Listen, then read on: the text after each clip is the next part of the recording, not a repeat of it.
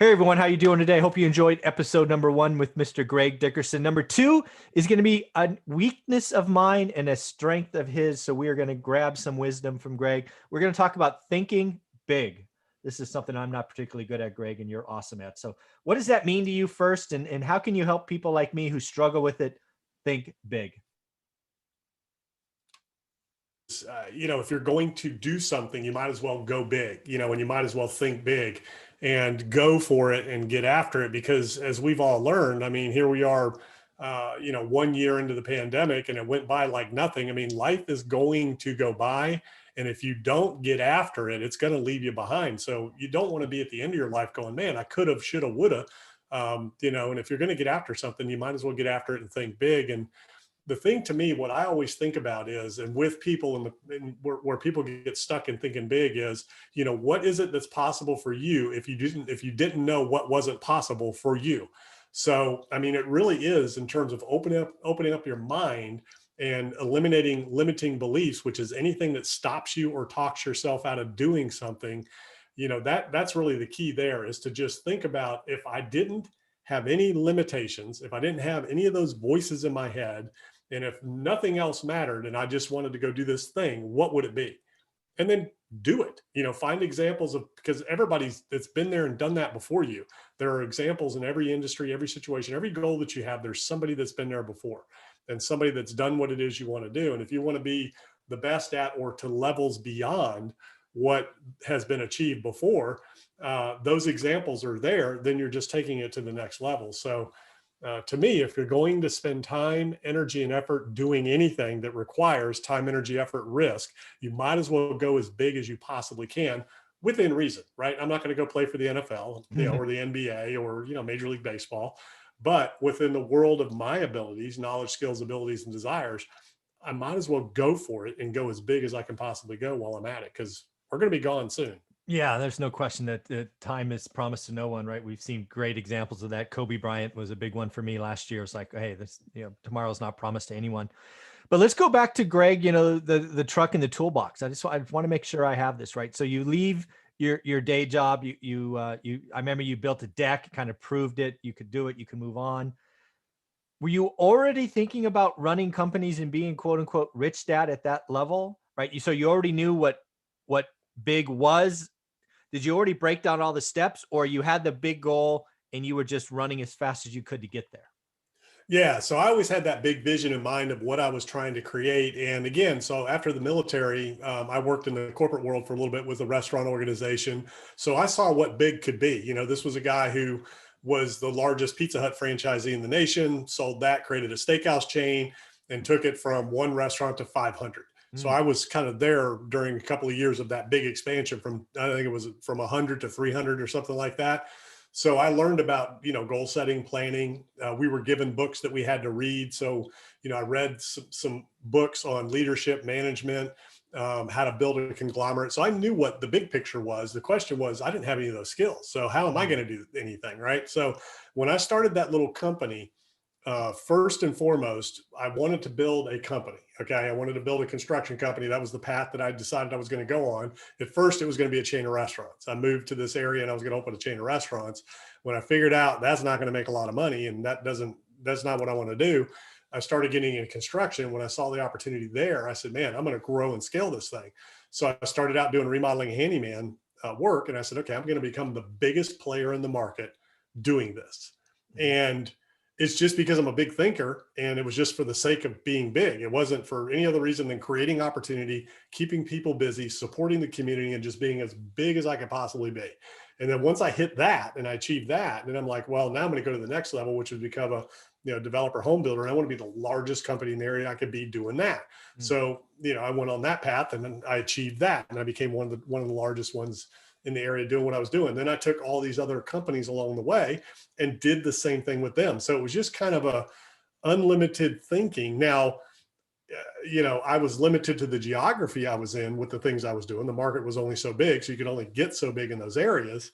But I always knew that I wasn't limited to that I could have done other things that I wanted to do as I went along. But those are the areas I was focused in. So obviously I didn't create an Amazon or Apple or something like that. I mean, I wasn't innovative in that way, but with the types of companies I was doing, I made them as big as they could possibly get in the area that I was in through marketing, through leading, delegating, motivating, managing, growing companies, taking risk and doing things. Mm. And again, it was that Robert Kiyosaki moment when I read that book and said, I want to be rich, Dad, and have all these different companies and, do all these different things and then reinvest and Yeah. grow from there. So that's kind of how it worked. That's amazing.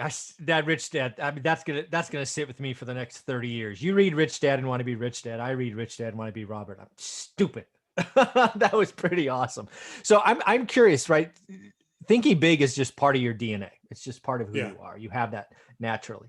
So I'm curious, as you sit here today and it's March of 2021, what's the future hold, right? What does that look like for you? I mean, are you sitting on the So I've got a plateau and big you're like, vision of good? what I'm doing with my School of Entrepreneurship, and it's a global, worldwide vision. So there's two Nice. things you can do. You can give people fish, or you can teach people to fish. And so what I want to do, and there's some things that I am doing that I'm not going to quite reveal yet, but that I'm working on. But it's really creating a School of Entrepreneurship for that first episode that we did, so that everybody can become wealthy and carve their own path and do what it is they want to do. I think the future of this world, of this country, of freedom for everybody is entrepreneurship. That's what freed me up. That's what's given me the life that I've wanted, to live on my own terms. I've been self-employed as an entrepreneur since 1997. I had some little side businesses before that, but I've been full-time since then. And I've created my own opportunities, my own destiny. I've been able to call my own shots and do what I've wanted to do. Now, that doesn't mean I didn't have to get up and go to work every day. Like a lot of people think, I want to be an entrepreneur so I can sleep in every day and not have to do anything. Everybody answers to somebody. Even if you're a YouTube creator, you have an audience. You have to create. Even if you're an actor or actress or a musician or whatever. Now, you might have these moments where you make, millions and millions of dollars and you never have to do anything again, which a lot of people achieve. But during the process of achievement, you have somebody you're answering to, a customer, an audience, somebody that you have to be accountable to. So anyways, long story short, what I'm after the rest of my life, in my mid 50s now, moving on, is impact, giving back, taking everything I've learned and shortcutting the path for everybody else, so that people that want those things, can take advantage of it and have the path. Because like we talked about before, there's a lot of noise out there. There's a lot of, gurus out there selling this next silver bullet just to make a fast buck. I've been there, done that. I've bought those, I've been duped, So a lot of people ask me, why do you coach and mentor? Why do you do that when you can do anything you want? And I said, that's the answer. You just answered my question. I can do anything I want. I choose to do this because, number one, I can. I have the knowledge, the experience. I've been there. I've done that. So I have the ability to be able to do that. And I've got the experience of all of the lessons I've learned over the years and all the different things I've done. So it's a very unique perspective and ability. And I can still do deals and all the other stuff while I'm doing it. But to me, creating this School of Entrepreneurship, creating this entity that will help impact people so that they can impact people and impact the world around them. It's just this butterfly effect of everything. That's really what motivates me and what drives me. And I've got a big vision for this School of Entrepreneurship to be a global organization, to be able to impact the world and teach people how to better themselves and create opportunities for themselves, their families, their communities, and the whole world at large. Oh man, this is going to be so much fun to watch. How can people follow you, be a part of this, and just see you as you push this idea out? Yeah, so it's all over YouTube. GregDickerson.com is my website, my YouTube channel, and that YouTube channel is going to get more and more interesting as I get to the point where I embark on this journey and travel the world, helping people become entrepreneurs. And that's what I'm ultimately going to do with my YouTube channel and all that. I'll be traveling around the world, helping people create businesses. I'm not going to, like some YouTubers are out there buying stuff and giving it away.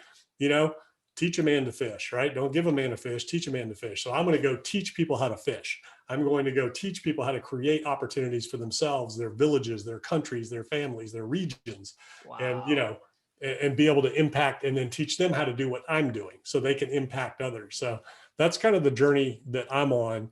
And that's what I'm going to be documenting on my YouTube channel as I go along and as these things, progress. So it's gonna be a lot of fun. Yeah, folks, do yourself a favor and right now pause this and go subscribe to Greg Dickerson's YouTube channel. Bookmark his website, gregdickerson.com, because you are going to want to be a part of this. You're going to want to be in early. It's going to be a lot of fun. So, and lastly, don't forget, Mr. Greg Dickerson has a playlist on this channel, which I bet you has 100 hours of material you can go back and watch, because he's been with us for over a year now. So Greg, thank you very much, man. Yeah, it's awesome being here. I love doing this. And, I get speaking invitations all the time, and I'm like, I don't do that. I just, this is the only thing I do regularly, and sharing, the content and the wisdom. So it's a lot of fun. I appreciate it. Thank you.